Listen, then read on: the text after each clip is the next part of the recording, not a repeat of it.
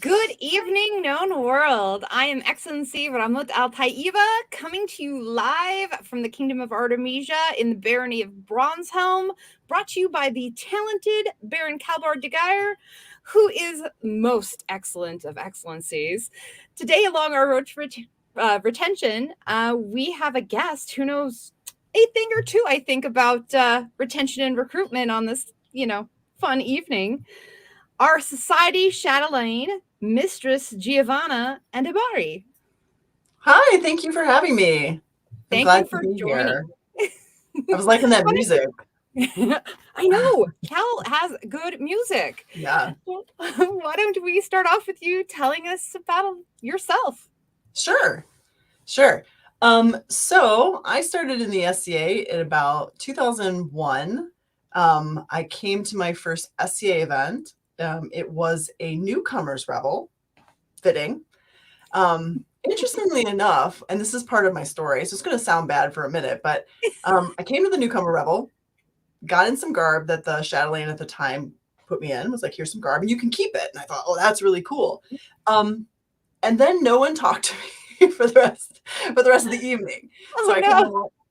kind of wandered around like a little cluelessly and kind of watched people and really wasn't sure what was going on. I was like, this wasn't exactly what I expected at a newcomer revel. But when I make a decision, I sort of go for it. So I was deciding I needed some new friends at the time, had a life change, right? I needed some new friends, was looking for some new things to do. So I came back the next time and kind of got pushy and I'm like, hey, I'm new, talk to me, right?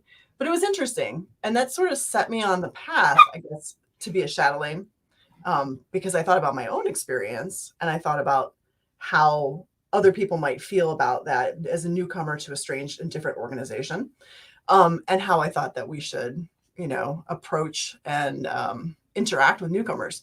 So Sorry, my dog was going nuts. So pretty soon I became like the baronial deputy for Gold Key. And I've really been in a chatelaine position almost my entire SCA career. I was a territorial baroness for 4.5 years, 3.5, 4 years. That's kind of like a chatelaine. I mean, you kind of have that position too. Was Kingdom of the Middle's chatelaine, and now I'm currently the society chatelaine. My term is almost up, however, but I'll be training somebody new, and we'll go from there. But that's kind of been my thing, like just trying to, get people excited and interested in the SCA and feel that magic over and over again through them. Like, even if I'm not necessarily doing something awesome, which I am, but sometimes I'm not, you still get to kind of see things through their eyes. So that's kind of what I've been doing. Beautiful. Perfect. So, out of all the offices, have you only ever held a chatelaine position or have you held other offices as well? Yep, I have also served as regional seneschal. Okay. I have served as the media relations officer for the Kingdom of the Middle. I have served as the law clerk for the Kingdom of the Middle. That's an exciting position. um, a territorial. I think that's primarily my positions, because either was Kingdom Chatelaine or the deputy to Kingdom Chatelaine for many years. So that's what I've been doing. Nice. Thanks. And it all kind of really ties into recruitment and retention. Sure, definitely. Nicely enough. So I do have some questions for you today.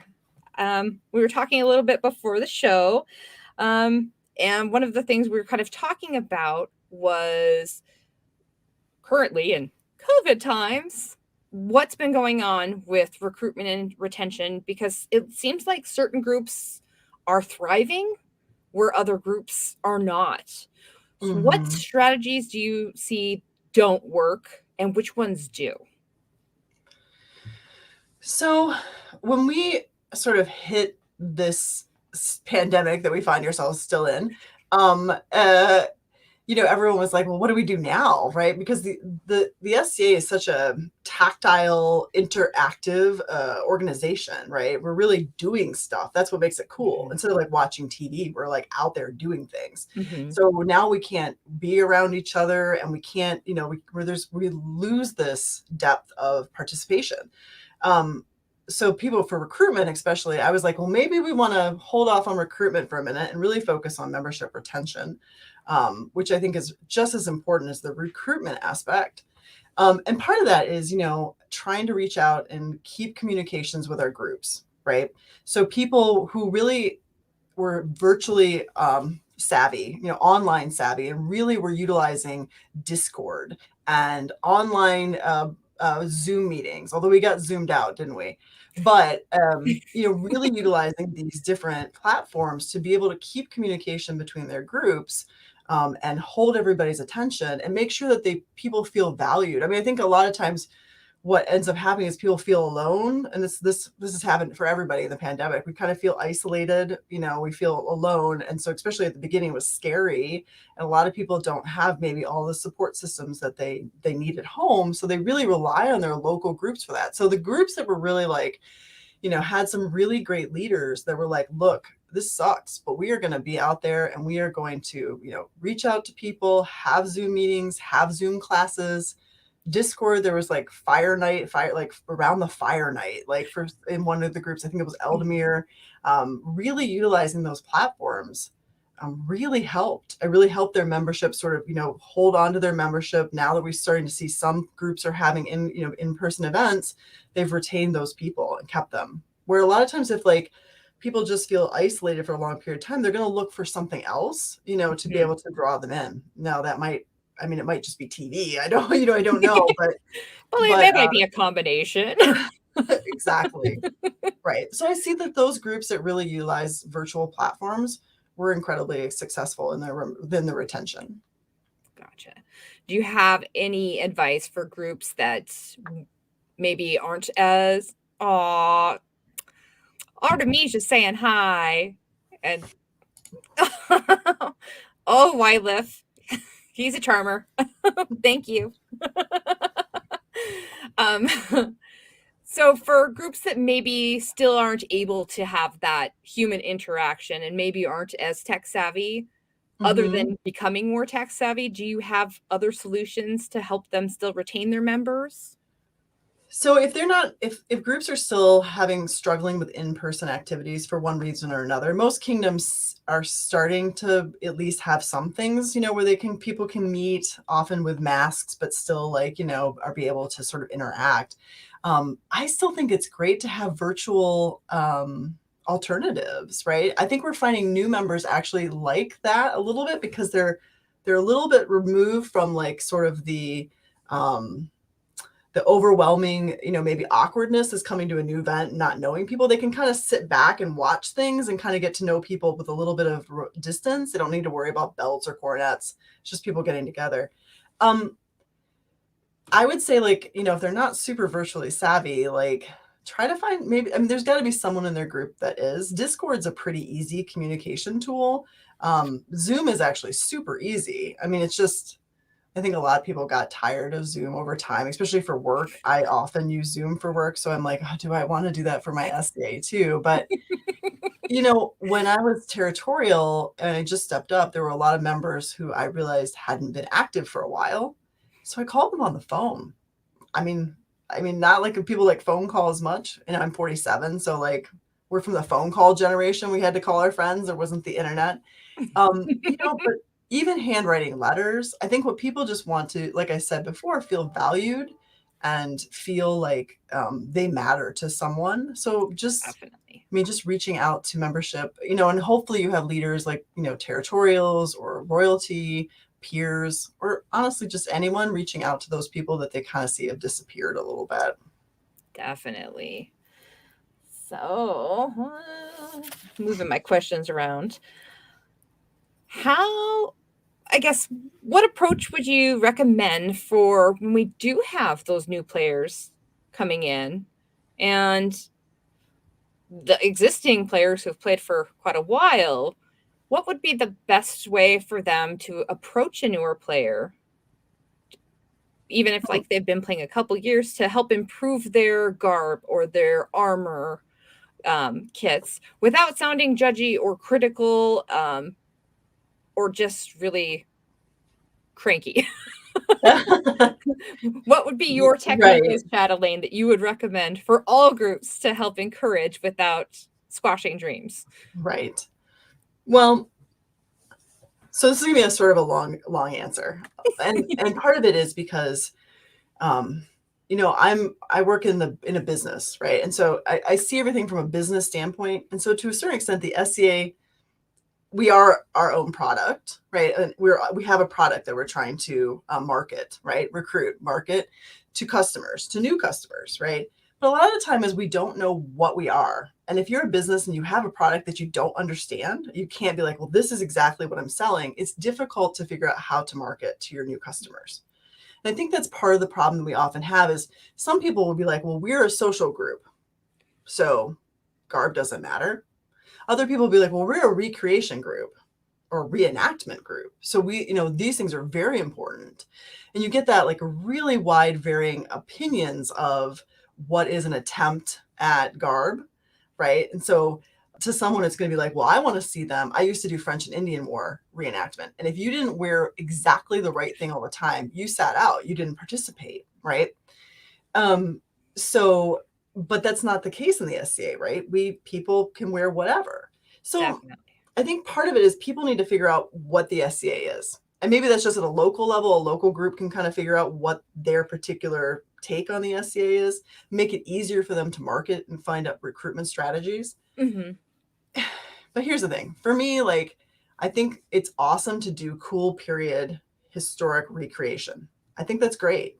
But newcomers are not going to be able to do that. And so I'm on a lot of groups on Facebook where people are really kind of very critical, right, of people's garb. Well, that's not appropriate. And I think the thing is that like a newcomer, once they get in and they have fun, they're going to just kind of see like, they're going to be like, your garb looks great. I mean, like your garb looks fabulous, right?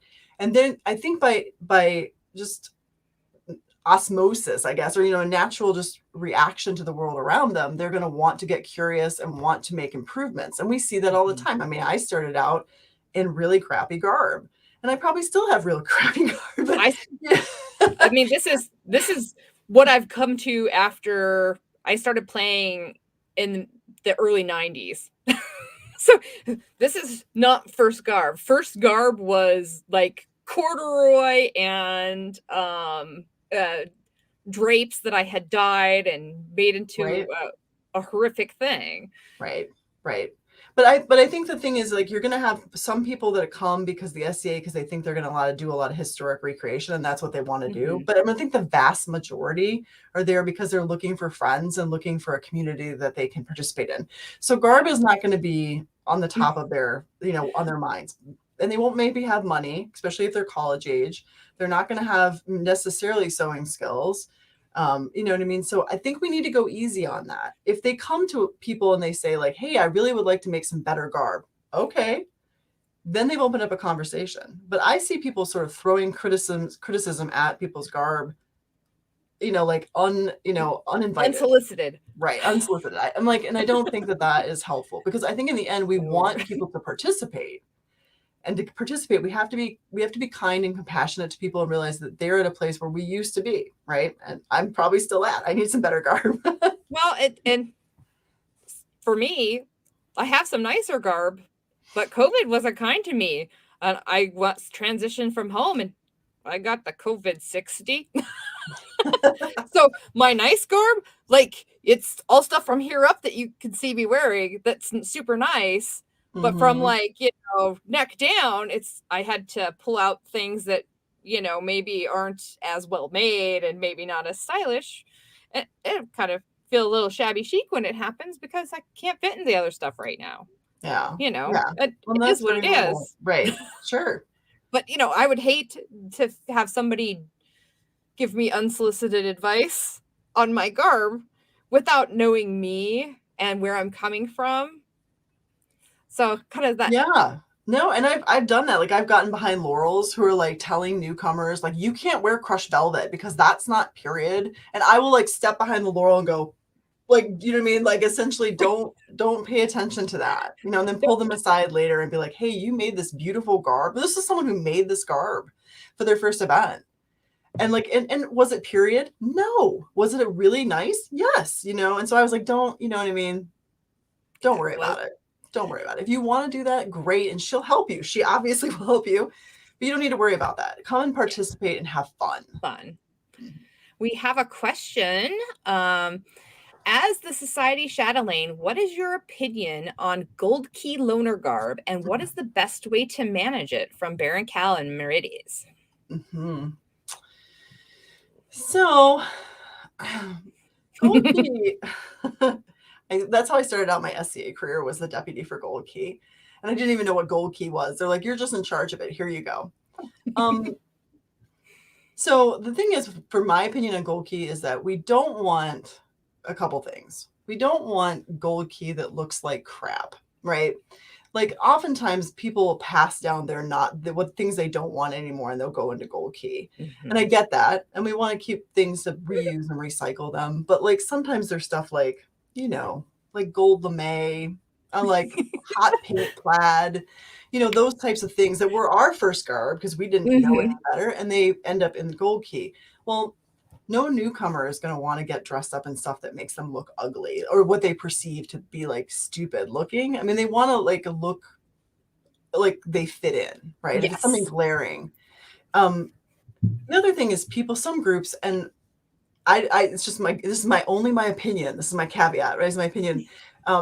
Will make them put them in gold key that looks very obvious that they're newcomers, like, either with a gold key badge on them or something like that. And I don't personally like that, because I think that sometimes newcomers want to just be left alone and kind of observe, and they don't want necessarily everyone to sort of come at them like, oh, you're new, aren't you? Well, let me tell you the 15,000 things you don't care about me and my SCA experience, right? While 12 other people also do the same. All day long, right? Just a parade of people.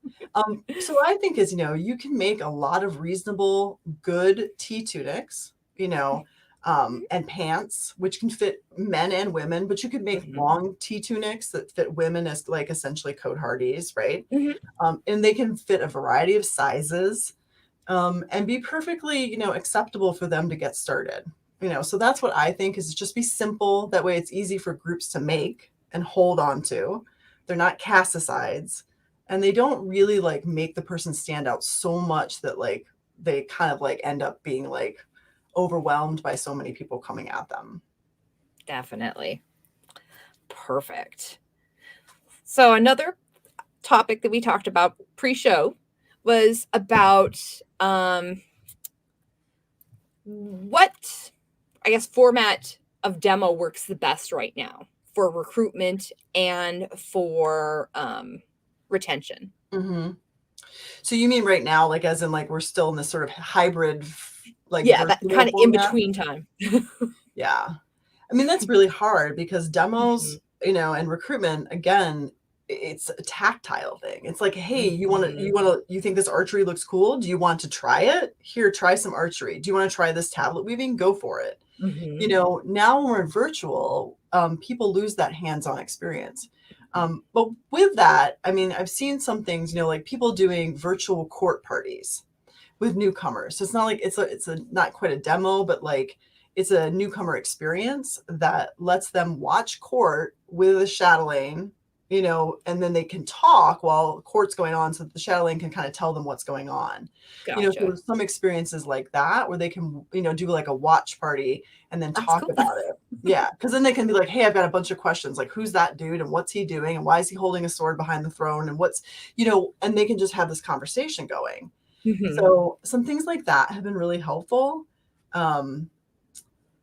Yeah, but I think demos have been like, it's hard. It feels like a lot of things have been put on pause, in that sense of heavy recruitment, because we're really sort of been watching people drift away and trying to hold on to that first. So, but now it seems like we're getting back in person. So maybe there'll be some demos. I've seen some demos. The chatelaines have said some demos have happened. So that's good. What would you say is the biggest reason you see people walking away right now? So, yeah. Sorry. That's okay. I told you. You can pass if you need to. I told you to bring it. It's like, bring it. It's okay.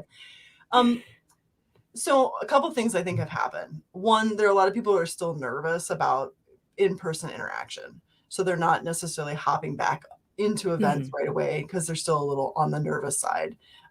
Two, they found other things during COVID that they realized, hey, like, I mean, I'm still active in the SCA, but when COVID sort of hit, I was like, wow, I've abandoned this house for 10 years. I probably should work on my house, right? So they found some other things that have kind of grabbed their interest and kept it, other priorities that have come up. They didn't, think about that. I want to be a writer. So now I'm going to stay home and write all the time. I think there's also there's been some political division, right? And some differences of opinion about COVID, in particular, that have like really sort of made people a little like more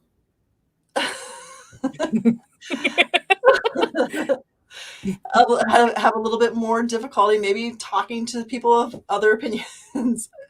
Is that vague? But you know what I'm saying, right? Yes, I do, and I think a lot of us do. Right. It's very tactful way of wording, the difference of opinion and the derisiveness of how it's brought across. Sure. So I think there's that. Yeah. So I think it's just a combination of some different things that are happening.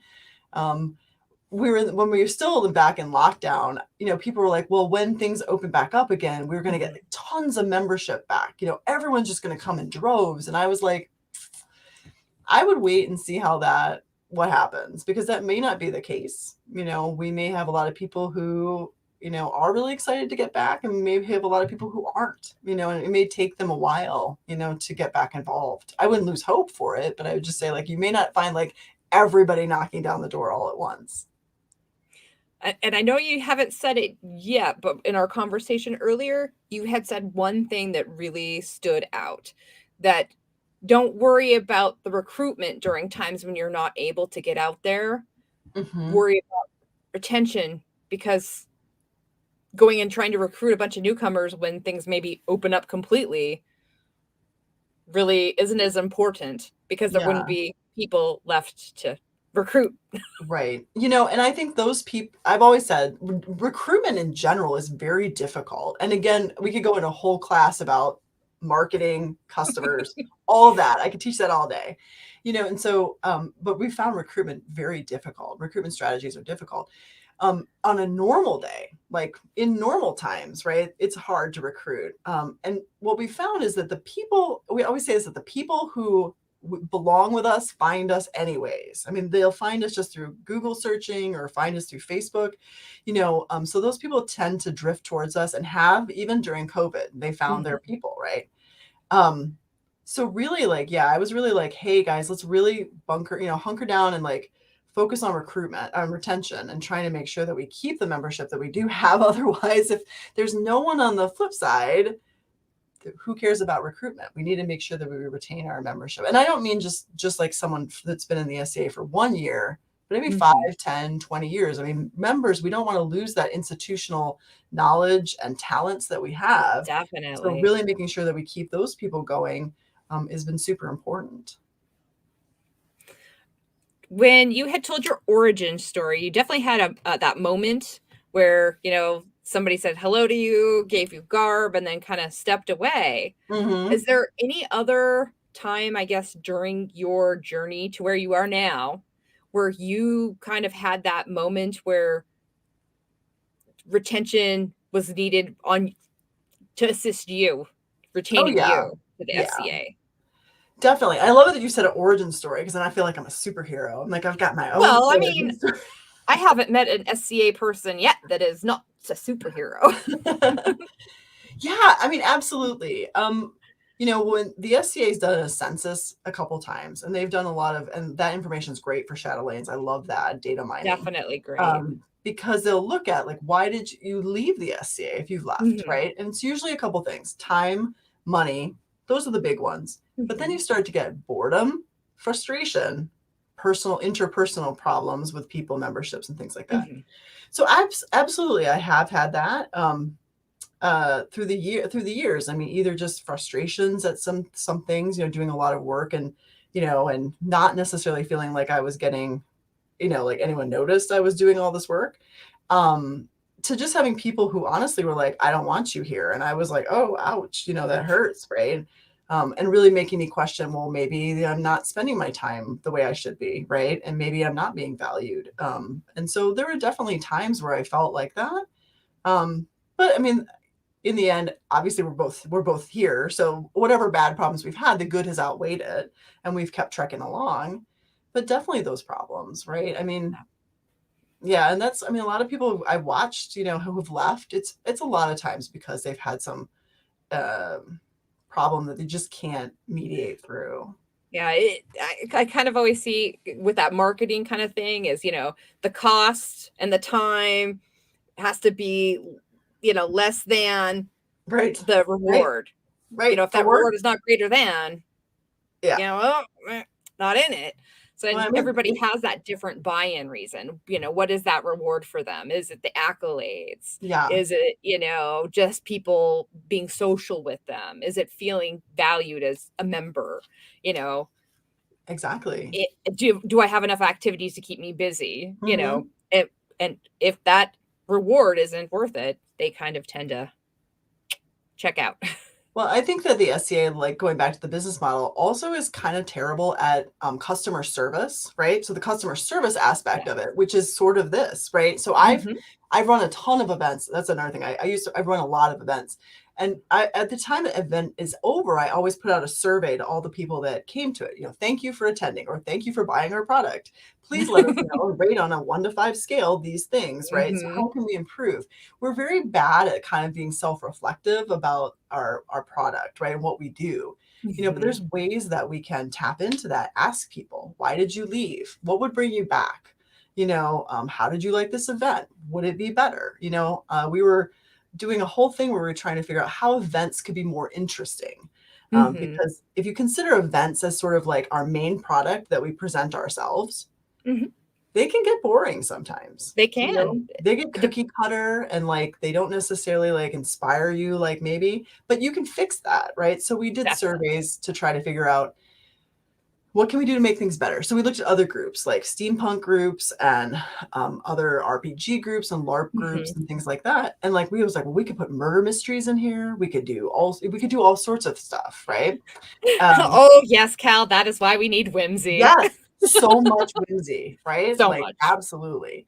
Um, and I think that people sort of overlook that, like, oh, that's a Mhm. lot of work. You know, yeah, it might be, but you're Mhm. again, like you said, your rate of return, your return on that investment is going to be high because people are going to go home and they're going to talk about that event for years to come. Do you remember that event that I went to? That was fantastic. And that becomes part of our shared history, right? In those events. So Definitely. I think that's part of the customer service aspect of Mhm. retention, right? Is really keeping members excited about going to events. Royalty can do so much for that in terms of courts being exciting, courts being theater. Definitely. Yeah, there's lots of things we can do. In my kingdom, the current king and queen, Sean and Nisa in Artemisia, they they did something amazing, which is cool, and I've seen it before, but it was nice to see the wonders. There was a brand new player. It was their very first event at their coronation, and they had her on retinue, and they had her part of ceremony, and Mhm. that gives that person that incredible, I will never forget my first event moment. Right. Yeah. And she did hold the crown during coronation. It was See, amazing. that's so great. Yeah, like that kind of stuff And is she's cool. incredible human, like, I'm so happy that she found the SCA. Mhm. And Right. but keeping that momentum where you try to make every event kind of have that touchstone moment, even if it's just for a second, not just with new players, but with the existing players, I think is kind of a very important thing that maybe we don't focus on quite enough. Sure. Yeah, But it's that definitely. juggling act, like you were saying at an event. You know, you're going to have some moment in an event where somebody's bored. Is Mhm. it the fighter is bored because there's too much, you know, something they're not interested in? Is it the artisan who doesn't have a place to go hang out, make art or display? Is it a child who I'm not old enough to do, you know, whatever activity, or I am, you know, too old to go do like the pages activities. You know, Right. that balance, trying to find it is definitely a difficult challenge. Mhm. Yeah. So I think with that survey, definitely is a way to kind of maybe eventually find the ideal event.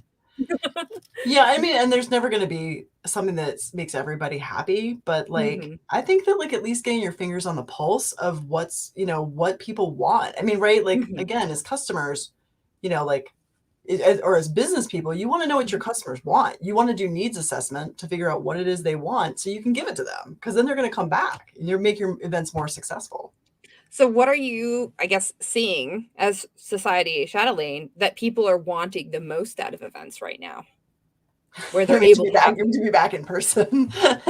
just to be back in person? I mean, just right now, like, that feels like the big thing is just to be back in person. Mhm.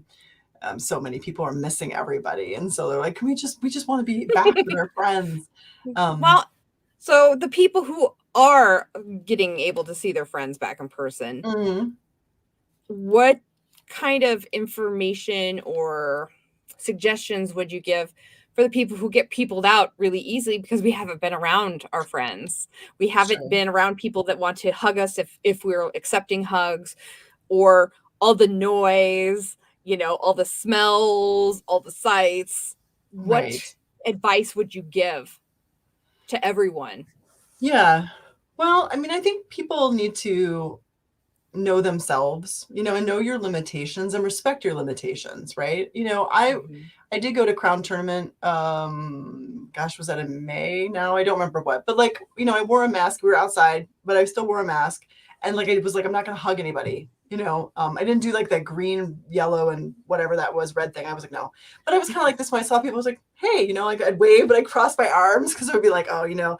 So I think part of you kind of have to understand yourself and give yourself some grace. And if you need to walk away, then that's perfectly acceptable. These are people who, I'm assuming, they're your good friends you've seen all along the journey that you've been on together. They're going to understand if you're like, well, I need to go get some space in the car, or if I'm not in hugging, you just kind of like wave, and sort of Mhm. watch everybody's body language, because this is a very strange time and we're kind of like tentatively dipping our toes back in the water, trying to kind of figure out what's going on. I think just everyone needs to be patient and kind of understand their own limitations and respect that and respect other people's limitations too. Perfect. All right, now you're going to make me go into some fun questions. Ooh, You are a member of the Order of the Pelican, correct? yes, that is correct. What strategies do you use in the service field that are top secret service strategy to retention? I don't know that are top secret. I don't know if Yeah. any of them are top secret. I would want everybody to know them, especially if they were successful. I was shouting from the mountaintop, do this. Um, I would say that, okay, so this is the thing, it's not top secret, but nobody seems to do it, which is ask for help, right? So if you're in a service oriented thing, like I think that people are like, oh no, I took on this role, so I have to do it and do it perfectly. And I need to do it on my own. And I think people just don't ask for help. I think humans, we tend to not ask for help very well, because we don't want people to think that, we're incapable of doing the job or we're a failure, although failure, I'm always been the opinion that failure is great. It just means you're going to get smarter and do it differently, the next time. But I think it's, yeah, like in the service thing, I think it's asking for help, avoiding burnout by like not taking on 4 jobs. Who's done that? Taking on 4 or 5 jobs at one time, right? Mhm. Sort of, keeping yourself, again, respecting your boundaries. Top secret. Um, I don't know if there's anything top secret. Well, I don't know. Like, kind of the asking for help is kind of like the best.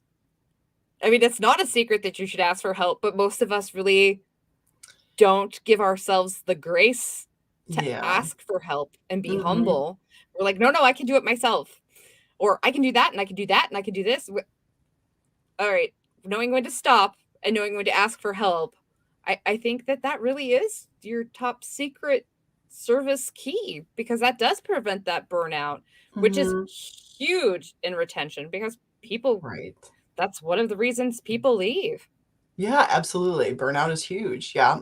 Yep. Especially So, when people get super excited and they're like, I can do all the things. I have my proteges, I'm like, stop doing all the things. That's what I tell them, like, don't do all the things. Exactly. You need to like take on one thing and do it great. You don't need to do 5 things mediocre. Like, I mean, like, it's better to take your time with something and then ask for help if you need it. People are more than happy to jump in and help. I don't think, I mean, oh, what's this? Ooh, if you have a significant other in the society, then alternate taking officer positions with them to get built-in break. Ooh, why left? That is 100% alternating. Like, if you both do officer positions, and yeah, although I'm that gonna will. although I'm gonna say I think it's a great idea. I totally understand it. But my husband, who's a knight and a pelican, he was the Kingdom Earl Marshal for the Midrealm, and I was the Kingdom Chatelaine at the same time. And so we were taking these 2 big kingdom offices, and my pelican was the Kingdom Seneschal. So the 3 of us were kind of like this.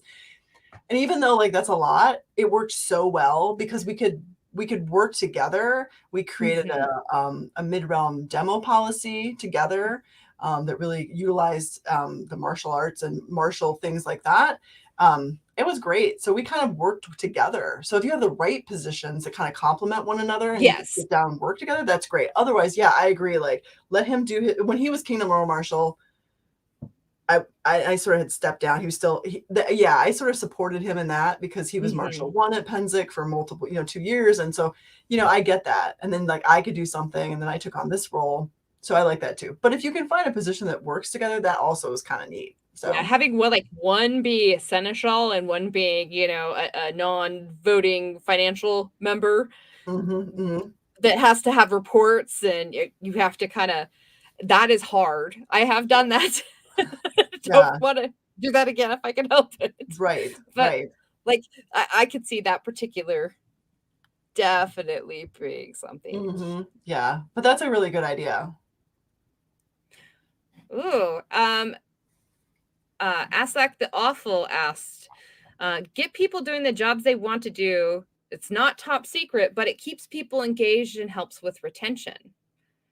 So with that statement, as Society Chatelaine, what would you recommend for helping get people into jobs to keep them engaged? Yeah. So one thing I think it's really important is to think about what are your goals in the SCA? Like, if you're a very service oriented person, what is it that you really would love to do someday? What do you want to work towards, right? If you want to be Kingdom Chatelaine someday, right? Great. That's kind of a goal to set, and it can change, but like if that's your goal, then I think it's important to like not take on just anything because people ask you, right? We have a tendency to be like, oh yeah, we want to please people. Sure, I'll do that for you. It's okay to say no. So I think if you're looking for things to do, you should find things that sort of meet with your goals, right? And meet with what your values are in the SCA. A lot of times we tend to go, ooh, squirrel, run that direction, Hey, we've got this open position. We need somebody to fill it. Hey, you. Yeah, and the worst thing you can do is, well, I'm in this job because I'm obligated to, because I had to take the position because nobody else wanted it. Way to drain your emotional energy in a position is to feel like you're there just because you're trying to keep a seat warm, right? Yeah, definitely. So a wonderful point. How, as Society Chatelaine, do you handle interpersonal conflicts in the organization? So luckily, I'm at a position like where I don't necessarily have had to do much of that at all. It's usually the Kingdom Chatelaines that do. So I haven't had to do that in this position, which has been great. But I've offered advice on that and to certain Kingdom Chatelaines when it's come up, in terms of how I would handle a situation. I think it's really important to listen. I think people get very excited about saying their point of view, and so what they're doing is they're not hearing what the other person is saying. They're only hearing what the next thing they're going to say is. And we do this with interpersonal communication all the time, is we're already answering a question that hasn't even been asked. Like we're not listening. So we need to sort of stop, really listen, try to figure out where that person is coming from. There's always two sides to a story. So I think it's very important to have a mediator there too, who's a third party who has no, no investment in anything. And then just really get people to listen. I think there's been some things in the Midrealm that have happened, when I was Kingdom Chatelaine, where I am sort of mediating. And I think it's just really important to just respect people and listen to their opinions, and then try to come up with oftentimes if you really get people listening, they'll be like, you know what? I was wrong. Okay, that's fine. Now you've learned. It's okay. Move on. Right? I'll do the paperwork. Don't worry about it. You know what I mean? But it's cute.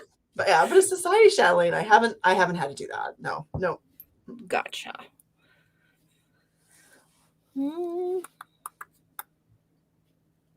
How do you feel about new members who are brand new to the SCA also doing kind of a self-assessment or a survey with kind of their likes and dislikes, things they're interested in for networking purposes, but also having current members and groups do that as well?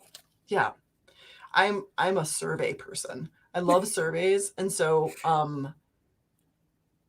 I have sent surveys out to the chatelaines to get, when I stopped up to this, to get their opinions on what was sort of the newcomers' most needs, right, that we could look at. We've done surveys to give newcomers when they first come. You kind of give this, you have a form that they can fill out. And a couple of the Kingdom chatelaines have done this really well. In fact, one, I wish I could remember the kingdom now. I'm so sorry. If you're here, please, but they built like a build your own adventurer web page. So you click on this, so you're essentially building your adventure, right? You're like, I want my adventurer to learn archery and to know how to do sewing and to do feasts, and they fill out all these things. And then that gives the chatelaine a whole bunch of really great information about how to connect them with people in that kingdom who are doing those things. And it was a really cool website. And I want to say it was on tier. Ooh, now I have to go looking.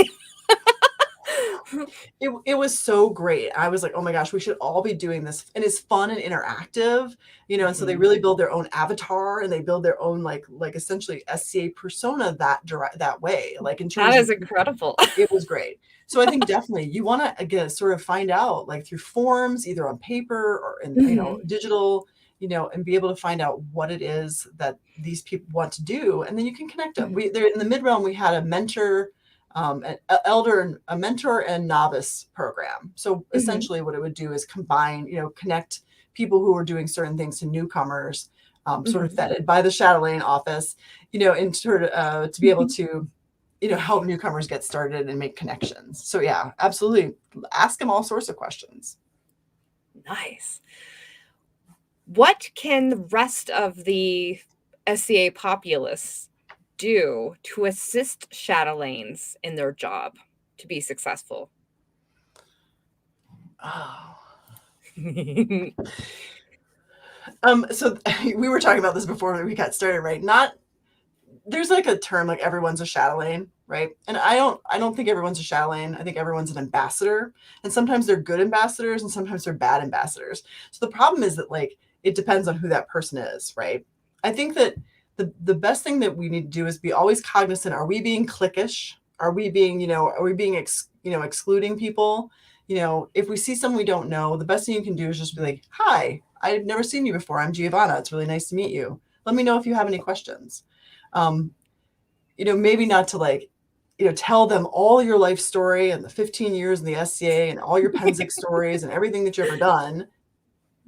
Their eyes will glass over, right? But definitely if you don't know someone, just, say hi, just introduce yourself and be warm, and welcoming. Perfect. I like that. What is your technique for helping support members to set and make and then eventually achieve their goals? I think it's like you said, it's starting out by figuring out what is it that newcomers want, or members. I mean, and everyone can do this. I do this with all my proteges. I make them sort of write down free form all the things they would like to accomplish, what positions they would like to do, what things they want to do in their life or in the SCA or out. And then really try to figure out how can we make a pathway to those things. So with newcomers, it's the same sort of thing, right? Figuring out what it is that they want to do, right? And then how can we make those connections to make it happen? Definitely, listening to what they have to say. Sometimes when you're a newcomer, you're like, well, I want to do all the things. And I'm like, okay, well, we can't all do all the things, but like, give me a top 3 things you think are the most exciting, and let's get you involved with those people and get you some hands-on experiences. And once you get a hands-on experience, you might find that you don't want to do that. Some people get an armor and they're like, oh, I don't want to get hit. I'm done. Like, right. Okay, now you know. Like, but I think, just helping them kind of come up with a pathway up to their goals. And that, again, that can be with members that are already existing as well. Definitely. Perfect. We have a question regarding our previous conversation about ambassadors. And this comes from Aslak the Awful Patent Pending. Dealing with bad ambassadors is tricky. Any advice? So how do you recommend we tackle when we know someone is potentially a bad ambassador, or even ourselves are that bad ambassador? Sure. I think that having classes at your local groups, sponsored by a chatelaine or someone who's seen as someone who understands recruitment and recruitment strategies, give a class on, what is the best way to interact with newcomers? What sort of things should we be telling them? Maybe we should be not telling them and listening to them, right? Again, going back to listening, right? Listening to what they have to say, listen to their story. So there have been some demos that I've worked at, and there were people there that were what I would consider bad ambassadors, but you can't tell them not to come to a demo, right? So then I just do some redirection, right? Instead of maybe having them out front talking to the public, I might have them back doing some things, helping make sure the fighters get food, or having, it's sort of something that's maybe not quite as front facing. You want to put those people who are super charismatic and know that line to walk, of too much information or just enough information. And you want to put those people really out in the forefront and let them shine to the public. Get them engaged, right? Because there's a level newcomers don't want to hear everything. They want to just know, how can I get involved, right? They don't want to hear all the war stories. I mean, there may be some that do, but I think that those bad ambassadors, and honestly, I'll have a talk with someone if I'm like, you know what, you need to stop telling newcomers that their garb is all wrong. Like, there's been talks like that. Like, let's let people have some, time to get warmed up and excited, and so before we dash all their fun by telling them they can't wear a certain garb. So I think redirection is good, or just having an honest conversation with someone. And I know, like, for me, if I'm witness to kind of that bad ambassador situation, I try to find a good ambassador to kind of take the place and pull the bad ambassador aside and find something that either I can talk to them about that has completely unrelated and usually deals with their, speciality, or, hey, I have this task and I really need your help. And you know what? That human contact, that bad ambassador, that might have been that moment they needed that human contact, and it might help retain them. Right. And oftentimes the bad ambassadors tend to be the ones that just put way too much information out there. And honestly, a lot of times I think it's because they feel they need validation, right? So if I validate them and listen to their stories, then that helps them. And then I can, right, just like you said, then I'm like, I'll put someone else out there that, deals with the public, right? But going back to like the beginning of this question, education is important. I think getting someone to teach classes, like how to be a good ambassador to newcomers. I don't want to say have chatelaine, but like how to like interact with newcomers, how to care and feed for your volunteers. All of these things like that are good classes to get people so they understand, oh yeah, I probably don't need to tell them like every single thing about fighting today in one hour. I hope that answered your question. Al-Slack, the Awful Patents Pending. If you could have a dream class on any topic that would help SCA members, what would the dream class be? Oh, that's a good question. So is it a class I'm taking or a class that's just given by, somebody to, It can be either or. I mean, I think that it'd be really great if we had a class like on, like an inspirational or, like public speaking, right? And again, going back to sort of interaction with newcomers, right? But with that said, I kind of also think it'd be really great if we had like a really great marketing class, because I think a lot of times our marketing isn't really great. We're not necessarily using social media to the best ability. We could. Our flyers are okay. You know what I mean? I think like maybe like we need some strategies in marketing that would be helpful. So something like that, or like, yeah, like I would say like public speaking or marketing, would be good. Nice. Ooh. Currently, it looks like Cal is working on a heraldry for newcomers, and that's hard to pare down to a minimum. Sure. Yeah, sometimes you have to have the classes that are a multiple stage class, the 101, Mhm. 201, 301. Yeah, but here's the thing. If you're newcomers coming to that class, like Mhm. that's different than like if you just stop them in the hallway and you're like, "Oh, hey, let me tell you about heraldry." So, and like you just go and tell the class there. But if they're going to your class, I figure that like, there's some interest in that. So like, give them the spiel. But right, like I'm thinking more of like people who are just stopping newcomers and then showing them everything, and you see them their eyes glass over, and they're Mhm. like, get away from, how could I leave, right? Yeah, So and you could fit the face of, like, if their body language is, very visible, like, Mhm. "Hey, too much." Right, exactly. But if they're at your class, then Yeah. All right. Well, do you have any soapbox topics, anything that you want to share? soapbox. Ooh, goody. Like, I am very passionate about XYZ and I will not get off my soapbox, and here's why. Mhm. Oh, I don't know. I don't know. I don't know if like I mean, I feel passionately about a lot of things, but like I feel like we've touched on a lot of them. I feel very passionately that oh, here we go. I feel very passionately that like the SCA as a whole, but probably local groups really need to sort of figure out who they are, like, or what they are, right? We have too much just disagreement about what kind of organization the SCA is, right? Are we a social organization? Are we a recreation organization? Or reenactment organization? Are we a LARP organization? People get really upset with that, but I'm like, no, we're kind of a LARP, sort of, and that's been helpful recruiting from the LARP communities because they're like, oh, okay, I get this, right? Well, and a lot Um, of members crossplay. yeah, right here, me too. Yeah, I'm a gamer. Yeah, definitely. Um, so I think it's really sort of trying to figure out what it is we are, and that will help us with recruitment strategies.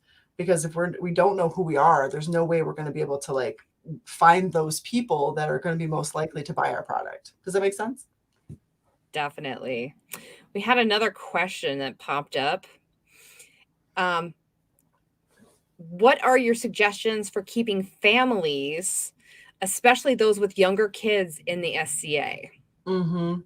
That is such a good question. And honestly, it's a really hard question. When I was Kingdom Chatelaine, there was a lot of work to try to work closely with the Minister of Youth, right? Mhm. Because that's a huge recruitment. As we get older, too, as our group sort of ages, we're going to have, not everybody, but where there's more children, we're going to be involved. That's a really good question. And honestly, I would love to hear your input at some point if you want to write me, because that's a hard one. For me, I think it's, finding ways to get children involved that doesn't just mean like they're drawing, or doing art, like getting them actually hands-on, just like adults are, and getting them excited. But it's hard because sometimes if we're going to be honest, here's the honesty, right? We want to go to the event and have fun ourselves. What we don't want is to like necessarily like always have to watch our kids and entertain them at the event, right? So we want them to go do something. So it becomes difficult, right? Are they just tagging along watching us do stuff? Are we tagging along watching them do stuff? Then you have a lot of different kingdoms, in terms of the rules, which is safety rules for children and things like that. So there's a lot of layers to that, and it is hard. So I'm Chatelaine at sca.org. You can write me if you've got ideas. We can pass them along to some of the Chatelaines who hopefully are working with their ministers of youth to be able to come up with great programs and things like that to get children more involved. It's not an easy answer. Well, and it looks like there's a series coming up with that particular topic that's being discussed. Oh, great. The youth. And it looks like Cal is trying to put Isgareth and Mel together to get it going. Get information shared. But definitely feel free to share that to me too. I'd like to know that information and be able to attend that. Perfect. Is there anybody that Cal, you always make the magic happen. Always. Is there anybody that you want to do a shout out to, Giovanna? Yeah, so I really want to do a shout out to Mistress Margaret Ladd, who is the Kingdom Chatelaine for Atlantia. And if you get a chance, go to their website, and they've got a whole virtual. Maybe it's not as active now, but they had a whole virtual Atlantia. She's one that's really doing a lot of the virtual courts with newcomers. She's been very active with all her Chatelaines, because even the newcomers, it's also important to care and feed your Chatelaines, right, and make sure that they're okay. And she does monthly talks with them and all sorts of newcomer classes. She's very impressive, and so I just wanted to good job. shout out to her. Now I have to go check out Atlantia's website more. My shout out, I actually have two because I can.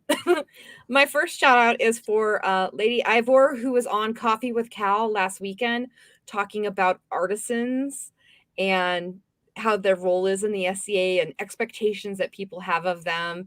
And it was an incredible show. If you haven't watched it yet, it's available still on Kal-bardr's Corner on YouTube, and it's phenomenal.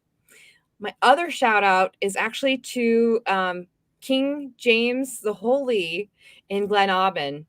He has been very visible in kind of what's going on in their kingdom.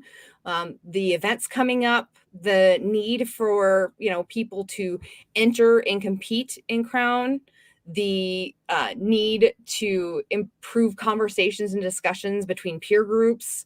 He's just been very vocal. And not only that, he's vocal about his struggle with himself, as far as changing bodies, how you're changing shape, you need to make all new garb. Hey, I'm going to try this. She's working on scrolls. So having particularly a peer, but a peer who's also sitting and reigning, be very transparent to the populace, not only in his kingdom, but the known world. It's just very inspiring, and it really kind of brings things up. So I wanted to give a shout out to him. Do you have any shows that you want to plug, Giovanna? Nope. All right. Well, I think I'm going to start doing my plugs. So first off, I want to plug KK Productions. Kal-bardr and the amazing crew at KK Productions can be found on www.patreon.com/KK Productions. You can support them by, chipping in if you want to. If not, that's fine. Just check out their fine, amazing shows and tell them how incredible they are. I mean, this doesn't happen on its own. If you want to get some really cool merch, stickers, go to Redbubble, KK Productions, and they are cool. If you want to check out what Cal has to say outside of it, you can check him out on TikTok at Kal-bardr. I have a TikTok too. Might not be as funny as Cal's, because that's where I like to put my SCA scribbly stuff and SCA story time at Gina Kits. You can also check out the next episode of Road to Retention on the 28th of this month, where my special guest is my friend, Lady Safiya. We are going to talk, and if you want to know how amazing she is, the beautiful stamped veil I'm wearing today is from her. That's how incredible she is. Making me look nice. I love it. Next week's episode of Coffee with Cal is Royal Foresters with Elfric Hort. Who are these Royal Foresters and what do they do? I need to watch and find out. Once again, thank you, Mistress Giovanna. The conversation was amazing. I'm going to keep walking this road of retention and find out some more information. Awesome. Thank you so much for having me. I really appreciate it. It has been a blast. Thank you, everybody. Bye. Thank you. Good night.